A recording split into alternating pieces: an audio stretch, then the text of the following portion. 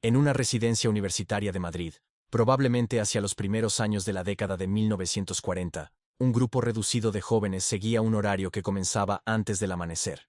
No eran seminaristas, no llevaban hábito. Tenían exámenes al día siguiente, deudas familiares, incertidumbres sobre el futuro, y sin embargo se levantaban a una hora fija, dedicaban un tiempo determinado a la oración mental, asistían a misa, y luego se incorporaban al día académico como cualquier otro estudiante de su facultad. Lo que los distinguía no era visible desde afuera. Era una estructura interior. Un conjunto de prácticas que la institución a la que pertenecían llamaba plan de vida. Una secuencia de actos de piedad distribuidos a lo largo del día, cada uno con nombre propio, cada uno con un lugar asignado en la jornada. Esa estructura no había sido improvisada. Había sido diseñada, discutida, revisada y codificada a lo largo de años, por un sacerdote español, que creía que la santidad no era patrimonio exclusivo de los claustros, sino que podía y debía alcanzarse en medio del trabajo ordinario, del estudio, de la vida urbana. Lo que ocurría dentro de esas residencias, lo que se transmitía en aquellas conversaciones privadas entre directores y dirigidos, lo que se exigía y lo que se permitía. Eso es lo que este episodio examina. Si tiene valor histórico lo que sucedió en esos espacios formativos, suscríbase a este canal y active la notificación. Los documentales de esta serie se publican con regularidad y cada episodio aborda un aspecto verificable de instituciones que han marcado el siglo XX. ¿Puede una institución diseñar interiormente la vida de sus miembros sin comprometer su libertad? ¿Y puede ese mismo diseño ser, al mismo tiempo, el instrumento mediante el cual una persona alcanza una autonomía más profunda, o constituye inevitablemente una forma de dependencia estructural? Estas preguntas no son retóricas. Son las preguntas que el Opus Dei, entre 1940 y 2005, intentó responder con documentos, con prácticas, con una arquitectura formativa que evolucionó significativamente a lo largo de 6 décadas, y cuya lógica interna merece ser examinada con precisión histórica, antes de ser juzgada en cualquier dirección. Para entender la tensión que este episodio examina, es necesario establecer primero el contexto en el que esa arquitectura formativa fue construida. El Opus Dei como institución canónica estable no existía todavía en 1940. Lo que existía era un grupo de personas organizadas en torno a una espiritualidad específica y a una figura central, José María Escrivá de Balaguer, que llevaba más de una década desarrollando, con una intensidad que sus biógrafos han documentado extensamente, una propuesta teológica y ascética que diferenciaba radicalmente la vocación laical de la vocación religiosa. Esa diferencia no era solo terminológica, era operativa. Implicaba que quienes se incorporaban al Opus Dei no abandonaban el mundo, no comunitarizaban sus bienes, no se sometían a una regla monástica en sentido canónico. Seguían siendo ciudadanos comunes, con trabajos comunes, con responsabilidades civiles comunes. Y sin embargo, se comprometían con una exigencia espiritual que, en términos objetivos de intensidad y estructura, resultaba comparable, y en algunos aspectos superior, a la de ciertas formas de vida religiosa reconocida. Esta paradoja fundacional, la de una exigencia intensa proyectada sobre una vida aparentemente ordinaria, es el terreno sobre el cual creció la tensión que este episodio estudia. Porque una institución que exige mucho de sus miembros sin separarlos visiblemente del mundo, necesita, para funcionar, algún mecanismo de cohesión interna. En las órdenes religiosas tradicionales, ese mecanismo es el hábito, la comunidad de vida, el horario comunitario, la obediencia al superior inmediato dentro de una estructura canónica reconocible. En el Opus Dei de los años 40 y 50, ese mecanismo fue otro. Fue el plan de vida, la dirección espiritual periódica, el coloquio fraterno, y un conjunto de normas que la institución fue codificando progresivamente y que sus miembros incorporaban, al menos en teoría, por convicción personal y no por coerción exterior. El documento fundacional más relevante para comprender este período es la primera edición de las Constituciones Internas de la Obra, cuyo texto no era de acceso público y cuya evolución a lo largo de las décadas ha sido objeto de análisis por parte de historiadores como John Allen, Massimo Introvigne y Joan Struch, entre otros, aunque con acceso desigual a las fuentes primarias. Lo que sí es verificable es que a partir de 1941, cuando el Opus Dei obtuvo su primera aprobación diocesana en Madrid, la institución comenzó a desarrollar de manera más sistemática sus instrumentos formativos, y que ese proceso de sistematización estuvo marcado por una tensión constitutiva entre dos lógicas que no siempre apuntaban en la misma dirección. La primera lógica era la de la eficacia espiritual. Si el fin era la santificación de los miembros en medio del mundo, el plan de vida debía ser lo suficientemente exigente como para producir resultados verificables en términos de coherencia entre fe y conducta. La segunda lógica era la de la credibilidad institucional. Si el Opus Dei afirmaba respetar la libertad personal de sus miembros en todo lo que no fuera directamente espiritual, las normas no podían percibirse como control externo, sino como ayuda libremente aceptada. La tensión entre estas dos lógicas no fue resuelta de una vez y para siempre. Fue administrada, con mayor o menor éxito, durante las 6 décadas que este episodio examina. El instrumento central de la formación en el Opus Dei durante los años 40 y 50 fue la dirección espiritual. Este mecanismo no era una invención del Opus Dei, tiene raíces profundas en la tradición católica, particularmente en la espiritualidad ignaciana y en la escuela francesa del siglo XVII. Lo que el Opus Dei hizo fue integrarlo de manera sistemática y con una frecuencia relativamente alta dentro de su estructura formativa ordinaria. Los miembros tenían acceso regular a un director espiritual que era, al mismo tiempo, miembro de la misma institución. Esta circunstancia, que en el diseño original tenía una lógica funcional clara, un director que comprendía desde dentro la espiritualidad específica de la obra, podía orientar mejor a quien la vivía, fue también la fuente de una de las tensiones más documentadas del período. El problema era de naturaleza estructural. En la tradición canónica, la dirección espiritual es un foro interno y reservado, separado del fuero externo o administrativo. Lo que una persona comparte con su director espiritual no puede, en principio, utilizarse para decisiones de gobierno sobre esa persona. En la práctica de cualquier institución, sin embargo, cuando el director espiritual y el superior inmediato pertenecen a la misma estructura jerárquica, la separación entre ambos foros puede volverse porosa. No es posible afirmar con certeza, sobre la base de las fuentes históricas accesibles, en qué medida esa porosidad se verificó sistemáticamente en el Opus Dei de los años 40 y 50. Lo que sí han señalado diversos investigadores, entre ellos María del Carmen Tapia en su testimonio publicado en 1992 y Raimundo Panikkar en sus escritos posteriores a su salida de la institución, es que la vivencia de esa doble función, el mismo interlocutor como guía espiritual y como referente institucional, podía generar una sensación de vigilancia que dificultaba la autonomía personal del dirigido. La institución, por su parte, ha sostenido consistentemente que la separación entre ambos foros era real y efectiva, y que la dirección espiritual dentro del Opus Dei respetaba rigurosamente la voluntad del miembro. Esta afirmación no es verificable en todos sus extremos con las fuentes históricas disponibles, pero tampoco puede descartarse a priori, dado que la experiencia documentada de los miembros varía significativamente. Hay testimonios que describen la dirección espiritual como un espacio de libertad genuina, y hay testimonios que la describen como un espacio de presión más o menos explícita. Ambos tipos de testimonio existen, son accesibles, y deben ser considerados antes de arribar a cualquier conclusión sobre el funcionamiento real del mecanismo. Hacia mediados de los años 50, el Opus Dei atravesaba un proceso de expansión geográfica e institucional que la literatura histórica ha documentado con relativa precisión. La presencia de la institución en varios países de Europa y América Latina implicaba que el modelo formativo desarrollado en España debía ser transmitido a contextos culturales distintos, con personas que habían crecido en tradiciones académicas y espirituales diferentes.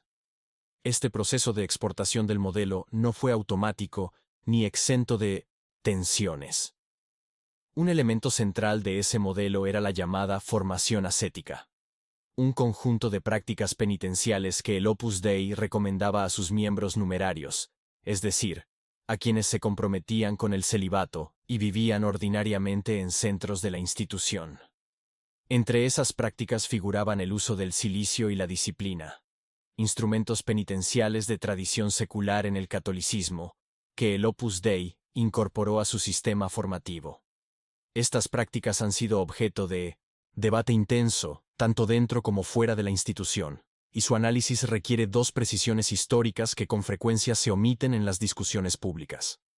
La primera precisión es que el uso de instrumentos penitenciales no era, en el contexto del catolicismo de la primera mitad del siglo XX, una práctica exclusiva del Opus Dei, ni particularmente excepcional en el marco de la espiritualidad ascética de la época.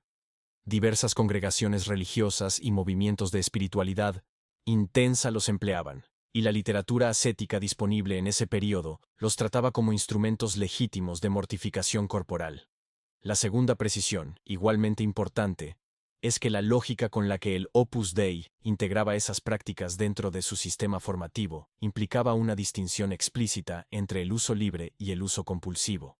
En el marco teórico de la institución, nadie debía ser presionado a realizar una práctica ascética que no aceptara voluntariamente, si esa distinción fue respetada en todos los casos.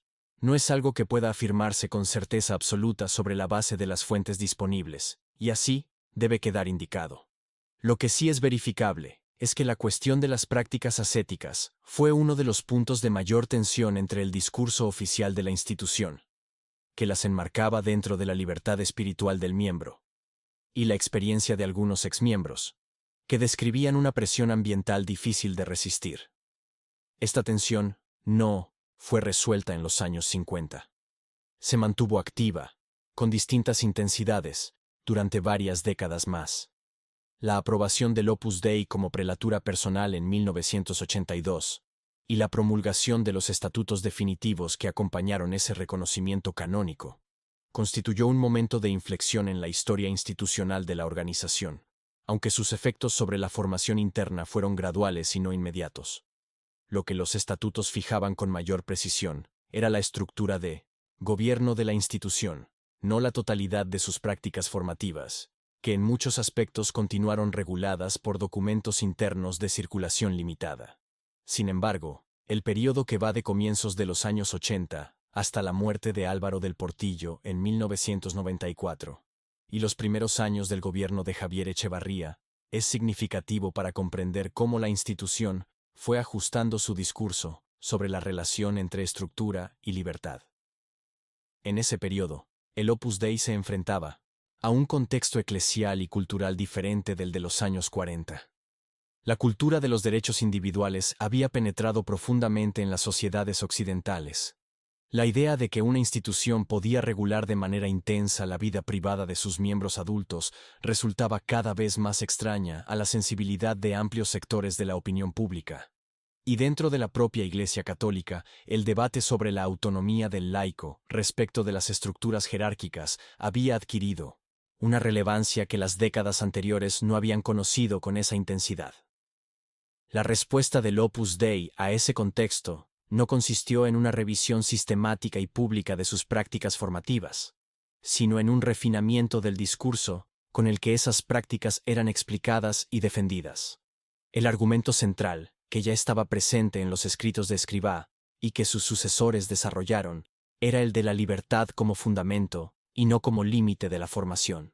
En este argumento, la estructura formativa, el plan de vida, la dirección espiritual, las prácticas ascéticas, la normativa interna, no era percibida como una restricción de la autonomía personal, sino como el andamiaje mediante el cual una persona libremente comprometida construía su propia libertad interior. La disciplina exterior, en esta lógica, era el camino hacia la libertad espiritual, no su negación. Este argumento tiene una tradición filosófica y teológica respetable. No es una invención apologética. Está presente en Ignacio de Loyola, en Juan de la Cruz, en diversas corrientes del pensamiento cristiano antiguo y moderno. Pero su aplicabilidad a una institución del siglo XX con miembros adultos, que convivían en centros, compartían directores espirituales y estaban sujetos a una normativa interna codificada era, y es, una cuestión sobre la cual el debate académico y pastoral no ha llegado a conclusiones únicas. Uno de los aspectos menos estudiados de la formación en el Opus Dei durante las décadas de 1960 y 1970 es la gestión de los conflictos individuales. ¿Qué ocurría cuando un miembro expresaba dudas sobre su vocación? ¿Qué mecanismos institucionales existían para procesar esa duda?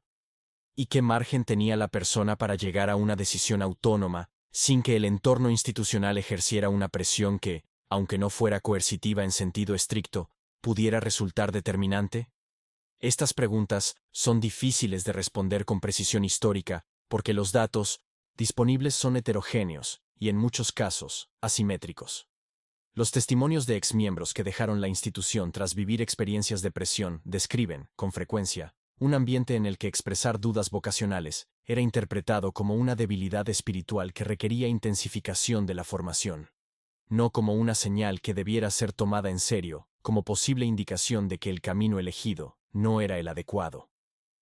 Los documentos internos de la institución, en la medida en que han sido citados por investigadores que han tenido acceso a ellos, sugieren que el discurso oficial reconocía la libertad del miembro para abandonar la institución, pero no siempre queda claro de qué manera ese reconocimiento abstracto se traducía en una práctica concreta de acompañamiento que no fuera, al mismo tiempo, una forma de retención.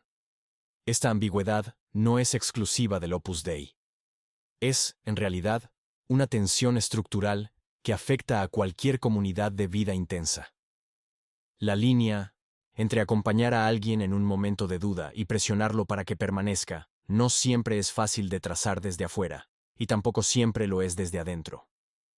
Lo que hace que el caso del Opus Dei sea históricamente relevante es la escala de la institución, la intensidad de su modelo formativo, y el hecho de que sus miembros no vivían en clausura, sino integrados en estructuras laborales y sociales ordinarias, lo que hacía que la presión eventual del entorno institucional compitiera con otras influencias externas de manera constante. El periodo que va de 1975, año de la muerte de José María Escrivá, a 1994, año de la muerte de Álvaro del Portillo, es particularmente interesante para el análisis de la evolución de la formación interna. No porque la institución haya introducido reformas radicales en ese lapso, la evidencia disponible no sugiere que así haya sido, sino porque es el periodo en que el Opus Dei comenzó a ser examinado de manera más sistemática por investigadores, académicos externos, lo que produjo una mayor disponibilidad de fuentes secundarias sobre las que trabajar. Entre las obras publicadas en ese periodo que ofrecen materiales históricos relevantes, figuran el estudio sociológico de Joan Struch, publicado en catalán en 1993 y traducido al inglés en 1995, que es probablemente el análisis académico más riguroso del Opus Dei como organización social producido hasta ese momento. Las Memorias de María del Carmen Tapia, publicadas en México en 1992, que ofrecen un testimonio de primera mano sobre la vida en los centros femeninos de la institución durante la década de 1960 y principios de los 70. Y los trabajos de Bernal, Coverdale y otros autores vinculados a la institución, que ofrecen la perspectiva contraria, con un nivel variable de documentación histórica.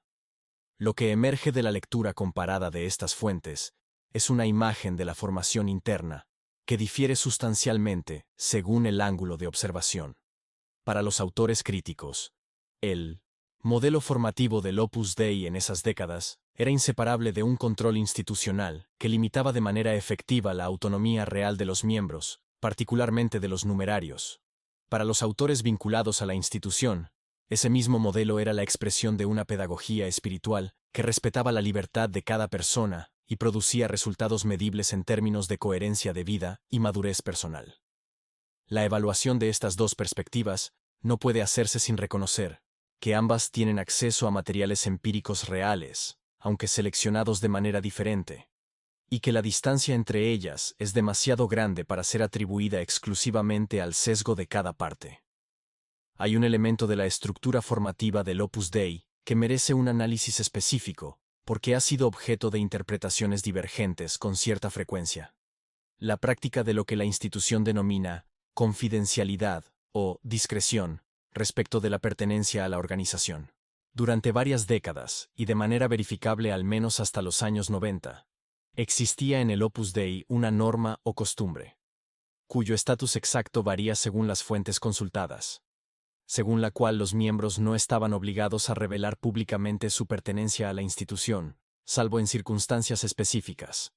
Esta práctica ha sido interpretada por los críticos como una forma de secretismo institucional, y por los defensores como una expresión legítima del derecho a la privacidad en 1900. Materia de vida espiritual. La cuestión histórica relevante no es tanto el juicio de valor sobre esa práctica, sino su efecto sobre la autonomía personal de los miembros. Desde el punto de vista del individuo, pertenecer a una institución cuya norma o cultura interna desaconseja la revelación pública de esa pertenencia, tiene consecuencias sobre la manera en que la persona gestiona su identidad social. En contextos en que la pertenencia al Opus Dei hubiera podido ser relevante, en decisiones profesionales, en relaciones personales, en interacciones con instituciones educativas o medios de comunicación.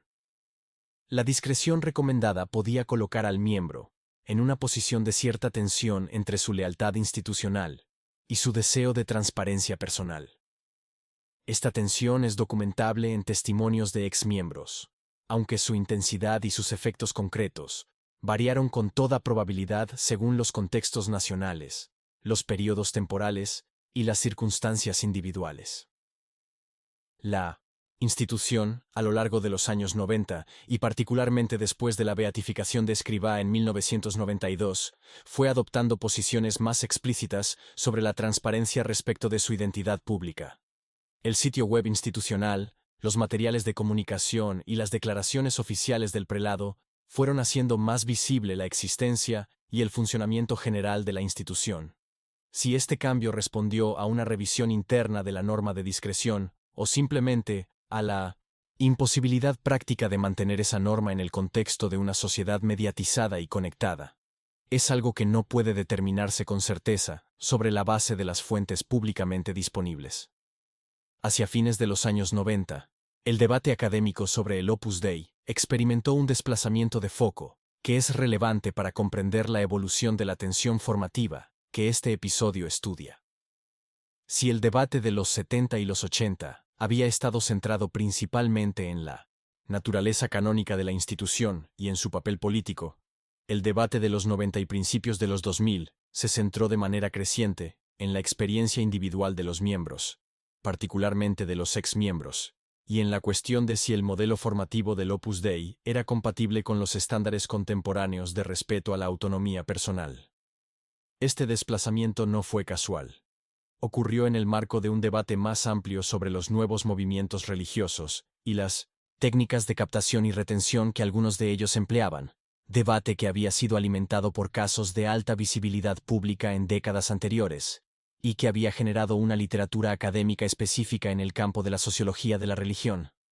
Dentro de ese marco, el Opus Dei fue analizado por algunos investigadores, entre ellos Jan Halalich en el contexto de su trabajo sobre grupos de alta demanda, y Robert Lifton en el marco más amplio de su investigación sobre la reforma del pensamiento, como una institución cuyos mecanismos formativos compartían características estructurales con los de otros grupos que ejercían formas de influencia intensa sobre sus miembros.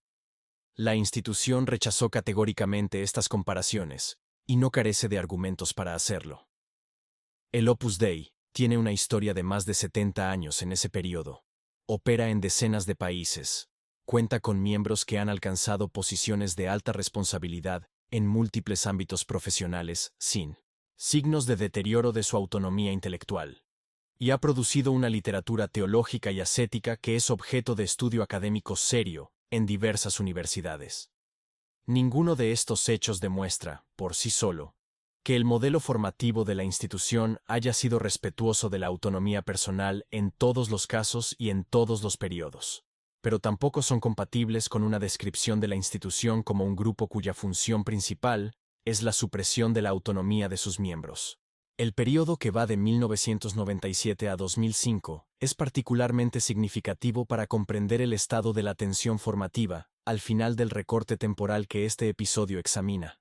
En esos años, el Opus Dei enfrentó simultáneamente varios desarrollos que ejercieron presión sobre su modelo formativo.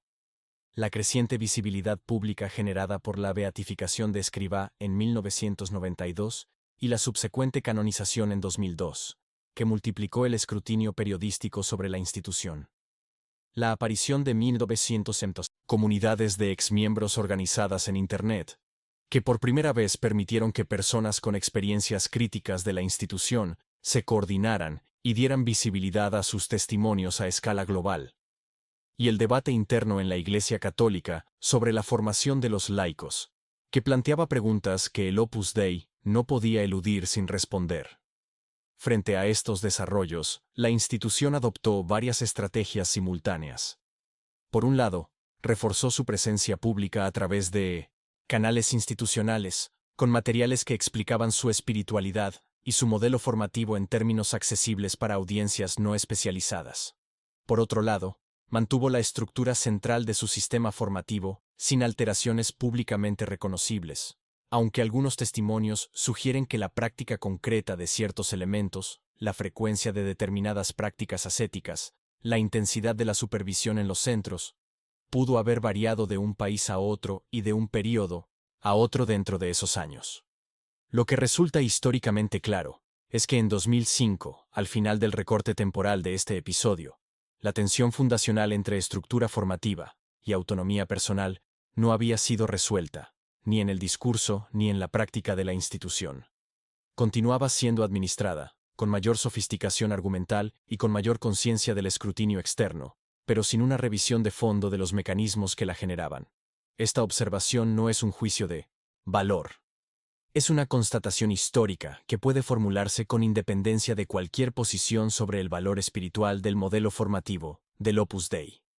Para comprender en toda su complejidad la tensión que este episodio examina, es necesario prestar atención a un aspecto que la mayoría de los análisis externos tienden a simplificar: la experiencia de quienes vivieron esa formación y la valoran positivamente, no como argumento apologético, sino como dato histórico, la existencia de miembros que han vivido durante décadas dentro del sistema formativo del Opus Dei, y describen esa experiencia en términos de crecimiento personal, de madurez espiritual y de libertad genuinamente ejercida, es un hecho que debe ser incorporado a cualquier análisis serio.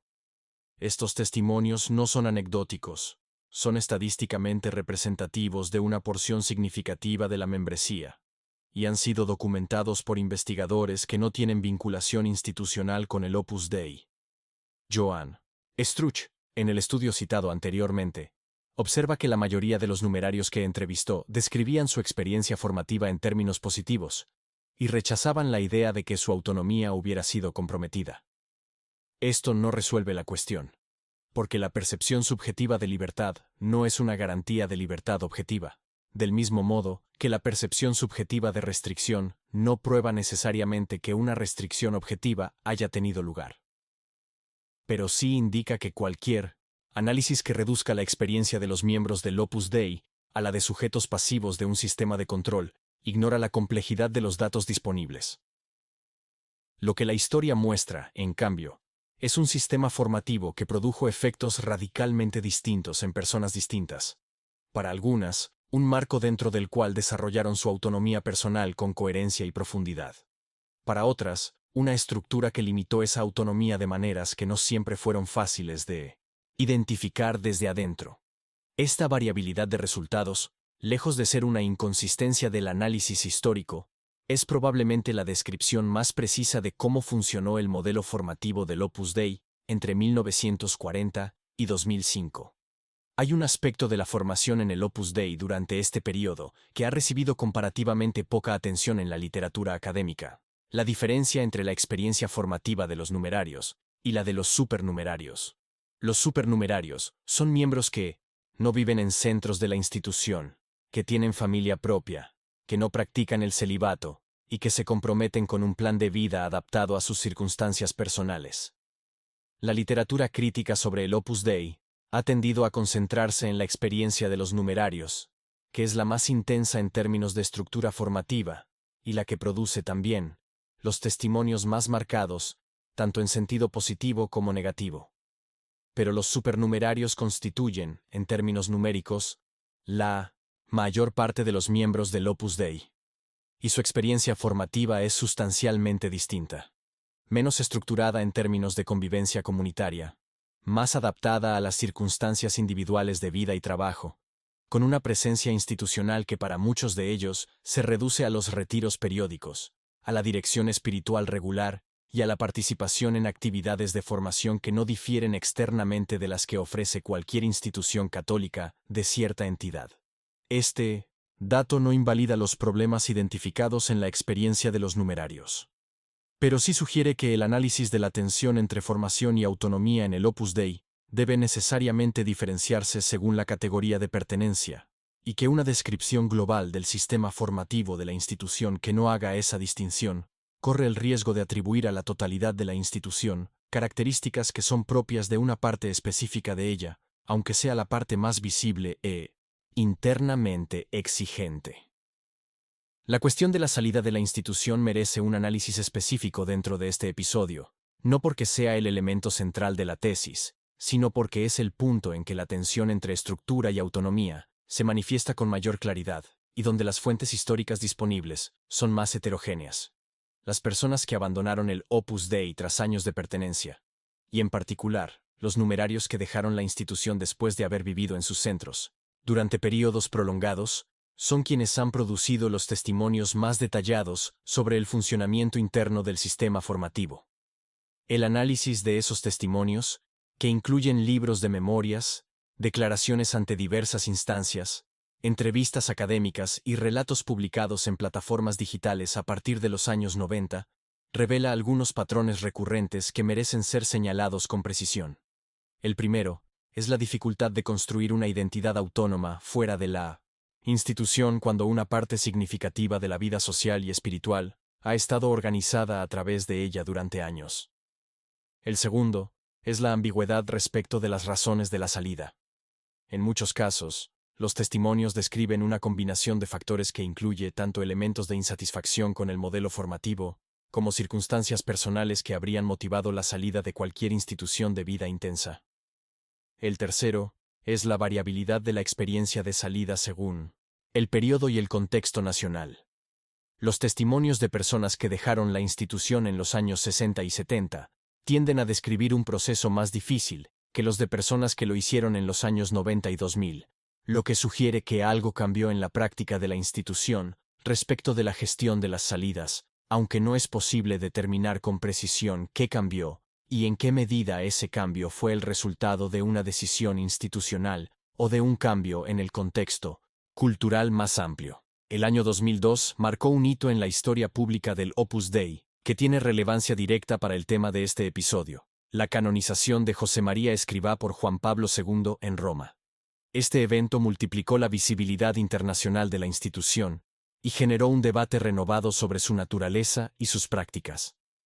Lo que es históricamente verificable es que la canonización no produjo cambios formales en el sistema formativo del Opus Dei, pero sí intensificó el escrutinio externo sobre ese sistema de maneras que la institución debió gestionar activamente. En ese contexto, el Opus Dei comenzó a publicar de manera más sistemática materiales explicativos sobre su espiritualidad y sobre las prácticas que habían sido objeto de crítica pública. El sitio web institucional fue desarrollado con mayor profundidad. Las oficinas de comunicación de las distintas demarcaciones respondieron más activamente a las consultas periodísticas, y algunos miembros de la institución comenzaron a dar entrevistas y a participar en debates académicos sobre la naturaleza del modelo formativo. Este movimiento hacia una mayor transparencia comunicativa no fue acompañado, en los años inmediatamente posteriores a la canonización, por una revisión pública de las prácticas más controvertidas, lo que generó una crítica recurrente en los medios de comunicación, que la institución era más hábil en la gestión de su imagen que en la modificación de sus prácticas. Esta crítica tiene fundamentos parcialmente verificables, pero también simplifica una situación más compleja. Porque en esos mismos años hay indicios, no siempre fáciles de documentar, dado el carácter interno de muchas de las decisiones, de que la institución estaba ajustando determinados aspectos de su práctica formativa en respuesta tanto al escrutinio externo como a la reflexión interna. La naturaleza exacta de esos ajustes, su alcance real y su efecto sobre la experiencia de los miembros Son cuestiones que el historiador externo no puede evaluar con precisión suficiente sobre la base de las fuentes disponibles en 2005, que es el límite del recorte temporal de este episodio. Para cerrar este análisis dentro del periodo examinado, es necesario volver a la pregunta con la que comenzó el episodio, y formularla de manera más precisa. La tensión entre estructura formativa y autonomía personal, en el Opus Dei, entre 1940 y 2005, no fue el resultado de una contradicción irresoluble entre los fines de la institución y el bienestar de sus miembros. Fue, más bien, el producto de una dificultad inherente a cualquier proyecto de educación espiritual intensa. La dificultad de diseñar un sistema formativo que sea lo suficientemente estructurado como para producir resultados espirituales verificables y lo suficientemente respetuoso de la persona como para no comprometer su autonomía real en el proceso. Esta dificultad no fue ignorada por la institución. Los escritos de Escrivá, sus cartas y sus homilías están recorridos por una preocupación constante por la libertad personal de los miembros, por la necesidad de que cada uno siguiera su camino desde la convicción y no desde la presión. El problema, y este es el punto en que la historia resulta más exigente que la apología, es que la distancia entre el discurso sobre la libertad y la práctica de la formación no siempre fue tan pequeña como el discurso sugería, y que esa distancia, cuando existió, tuvo efectos reales sobre personas, reales cuyas experiencias no pueden ser descartadas con argumentos teológicos, por sólidos que estos sean desde el punto de vista especulativo. Al mismo tiempo, la historia del Opus Dei entre 1940 y 2005 no puede ser leída como la historia de una institución dedicada a suprimir la autonomía de sus miembros. La complejidad de la evidencia disponible, la diversidad de las experiencias documentadas, la magnitud de la obra cultural, educativa y asistencial producida por una institución que en ese periodo pasó de ser un pequeño grupo en Madrid a tener presencia en más de 80 países. Todo ello indica que la reducción de esta historia a cualquier tesis simple, ya sea apologética o crítica, traiciona la complejidad del fenómeno histórico que se pretende explicar. La tensión estuvo ahí. Fue constante. Tomó formas distintas en distintos periodos y en distintos contextos. No fue resuelta dentro del recorte temporal de este episodio. Y su análisis honesto requiere, tanto del investigador como del espectador, la disposición a sostener simultáneamente dos verdades que la lógica del debate público tiende a oponer: que una institución puede producir tanto libertad genuina como constricción real, y que esa ambivalencia, lejos de ser una evasión del juicio histórico, es precisamente el resultado más riguroso al que el análisis de las fuentes disponibles permite llegar. Si este episodio le ha resultado útil para comprender un aspecto específico de la historia de una institución que sigue siendo objeto de debate, le invito a dejar en los comentarios su reflexión sobre la pregunta que ha recorrido este documental. ¿En qué punto una estructura formativa deja de ser un andamiaje para la libertad y comienza a ser su límite? El debate respetuoso y documentado enriquece la comprensión histórica. Suscríbase al canal y active la notificación para acceder a los próximos episodios de esta serie.